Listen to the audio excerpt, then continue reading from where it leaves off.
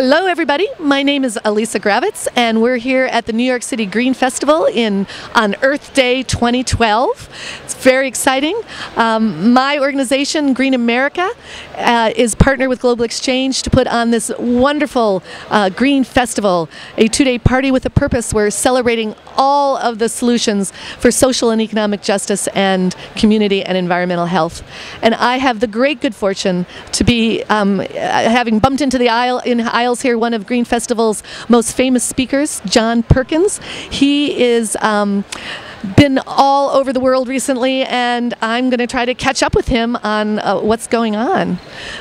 John, so great to see you today. So good to see you, Alisa. Thank you. Happy Earth Day. Happy Earth Day. What a great place to be on Earth Day in the Big Apple. I think today it's the Big Green Apple, right? Right. Of course, every day is Earth Day, but today's the one that we particularly celebrate. Yeah. The Green Apple. The Green Apple. Yeah. There was I just talked to one of our young folks that was on the that was here doing Earth Day activities here at the Green Festival, and he wanted to know where the birthday cake for the Earth was. So I thought that's it is the Earth, I think. It is, exactly. It's the birthday cake for us. Right. The Earth, Mother Earth gives us every day.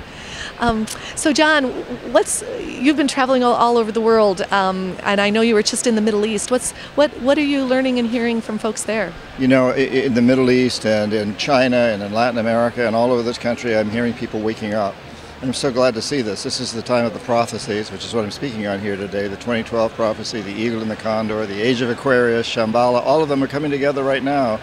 And what that's all about is waking up and realizing that we've been working in an old dysfunctional way, getting rid of those patterns, dropping those patterns, moving out of feelings of scarcity and limitation and lack, and moving into a time when we can truly embrace each other and our planet as a place of abundance, if we just recognize it as that and move into these prophecies. And I'm really feeling that all over. You know, we've got the Arab Spring, of course, but there's so much going on in the Middle East that, you know, doesn't make the news, but people just really waking up. And again, in Latin America, China, Asia, all over. The Occupy movement here, this Green Festival, these are all signs that we're truly coming into this age of Aquarius, of 2012, of age of prophecies, and we're rising to new levels of consciousness. We truly are. I feel it so strongly. It gives me great hope. Oh, I'm so glad that you've been all over the world to actually see it. And I so relate to what you're saying about abundance. I mean, enough solar energy falls on our planet every day to provide for all of human needs for an entire year. So, and we have all the human energy and all the human love, if we could only get into that abundance place and move there. I heard you were recently in Turkey talking to communications folks from all over the world. What was your message with them? Well, that was interesting. I was invited to be the opening keynote speaker at a conference of 4,000 leaders in the communications industry. And of course I talked to them about how we're in this period of tremendous revolution, of change, of awakening, and for the first time in human history, we're all talking to each other through cell phones and internet and streaming, and they're running the companies that make that happen.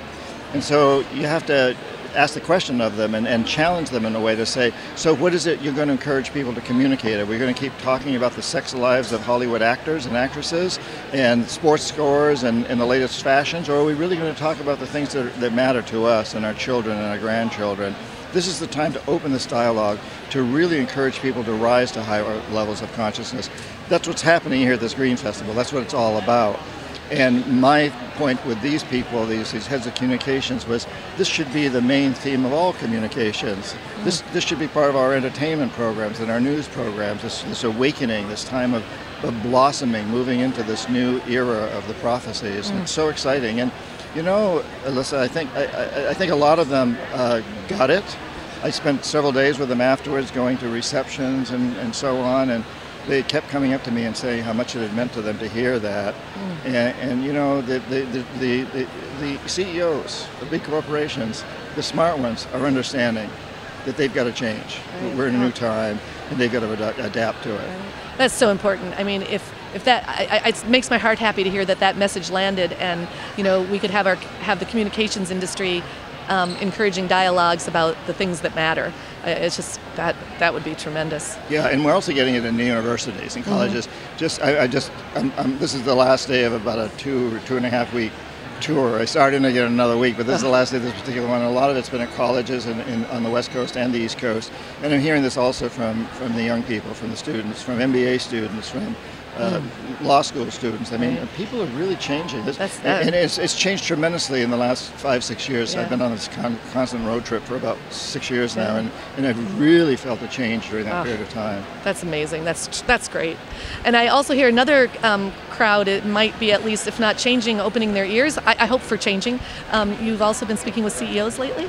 Yeah, a lot of CEOs at a lot of different conventions, and I mentioned the communications people in Istanbul, but that was about 6 months ago. I was just back there this past month, and speaking to CEOs and presidents of stock exchanges and stock trading companies. Wow, yeah. And again, my message to them was, it's a changing world, and you want to get behind the green companies. You want to put your money and your investors' money into the companies that are really going to create the world that's coming. Not the world of the past, but the world that's coming. Get out of the military. Get out of industries that pollute, and get into industries that help feed starving people around the world, and get into industries that clean up pollution and come up with new forms of transportation and communications and energy, of course. There's so many prospects out there. There's so many opportunities for us to develop in new ways. And so my message to corporate CEOs is, go with those new ways. This is the time to be truly creative. Totally. And what's really, what your stories are showing to me is that no matter who we are, no matter what we do, no matter what platform we have, whether you're in education, whether you're in communication, whether you're in investing, whether you're a captain of industry, or whether you're a student, there is something you can do. There's a role that you can play in waking up and steering the course of our whole society, our whole future, to a better one for all. So and that's a terribly important point, that we all have amazing power. I often think of Rosa Parks. I grew up in rural New Hampshire. I had no idea that African Americans had to ride on the back of the bus in my country, parts of my country, until Rosa Parks showed us. Well, who was Rosa Parks? She was an amazing woman. She was a seamstress. She was a member of the NAACP. But the most important thing she did was to walk to the front of a bus, and that changed history. Yeah. And Rachel Carson, who wrote the book Silent Spring, I had no idea that the DDT my dad and I sprayed on the swamp behind our house to kill mosquitoes was also killing birds and fish, until Rachel Carson wrote the book Silent Spring, started a whole and worldwide environmental movement. And this was just a woman who one day sat down at a small desk in a little house in Pennsylvania and started scribbling out a book, having no idea that it would ever be published, much less that it would change the world. And my message to all these audiences, each one of you can do that. We've all got a role, and today with the internet, with blogging, every one of us has so much power, and I think we each have to look to our deep individual passions.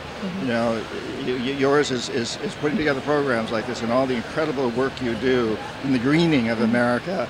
And in mine, I'm a writer. I have a passion for it, hopefully some talent in it. But everybody has passion and talent, and if we all direct our passions and talents, whatever they may be, toward creating a sustainable, just, peaceful world, we will get there, and we're on the path right now. Absolutely. John, thank you so much for the work you do in the world. My pleasure. You too. All right.